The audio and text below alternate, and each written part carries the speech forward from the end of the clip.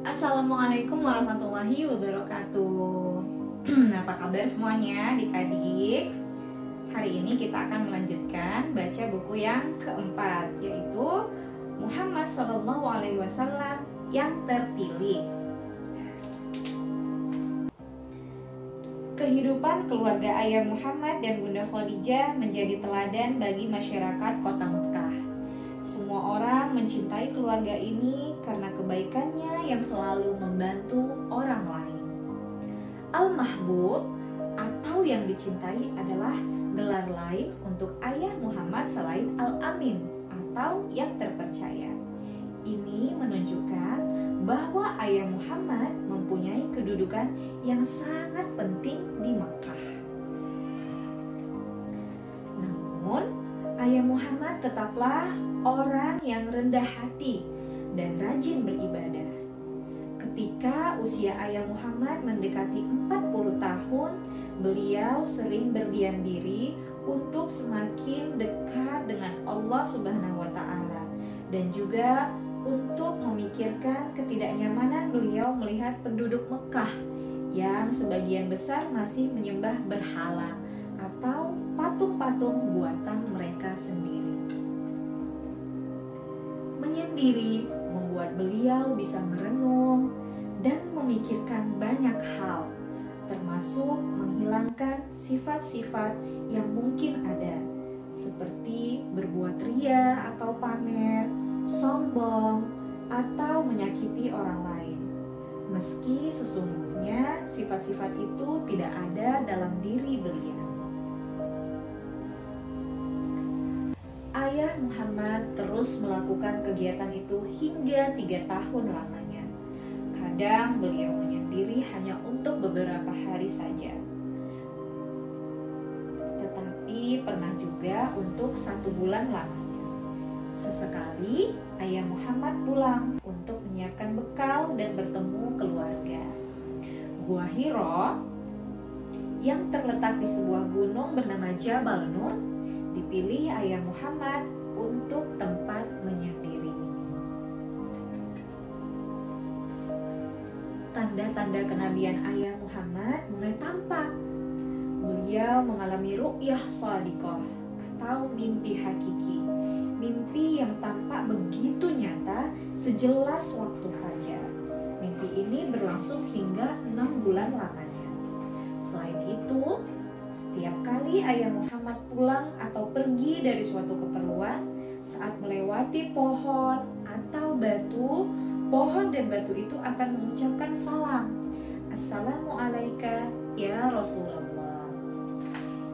Imam Muslim meriwayatkan hadis dengan sanadnya dari Jabir bin Samurah. Dia berkata, Rasulullah bersabda, "Sungguh, aku mengetahui sebongkah batu di Mekah yang pernah mengucapkan salam kepadaku sebelum aku diutus sebagai Rasul.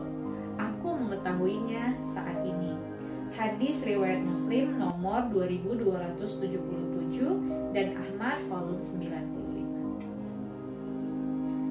Suatu malam di bulan Ramadan, saat ayah Muhammad sedang khusyuk beribadah, Allah mengutus malaikat Jibril untuk menemui beliau. "Iqra, bacalah," kata Jibril. "Aku tidak bisa membaca," jawab ayah Muhammad sambil gemetar. Malaikat Jibril mengulang perintah. Malaikat Jibril mengulang perintah membaca itu hingga 3 kali sambil mendekap ayah Muhammad kuat-kuat.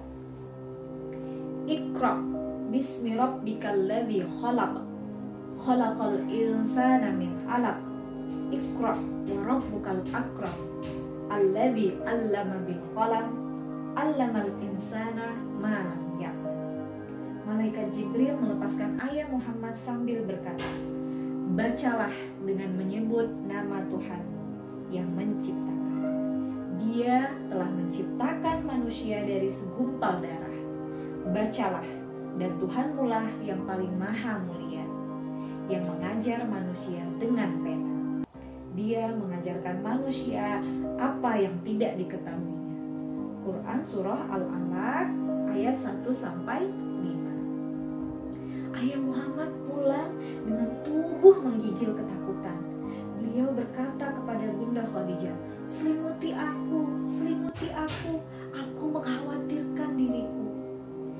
Tidak, demi Allah, Allah tidak akan menghinakanmu selamanya, karena engkau suka menyambung persaudaraan, ikut meringankan beban orang lain, memberi makan orang miskin, menjamu tamu, dan menolong orang yang menegakkan kebenaran. Bunda Khadijah menghibur. Bunda Khadijah mengajak ayah Muhammad menemui Waraqah bin Naufal, sepupu Bunda Khadijah yang beragama Nasrani.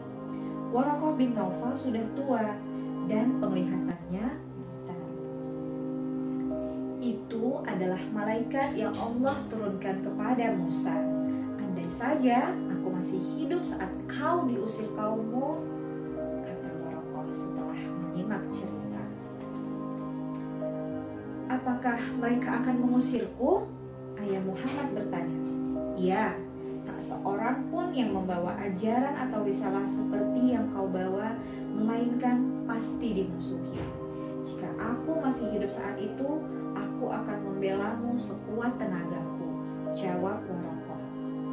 Tidak lama dari kejadian itu, Waraqah meninggal dunia.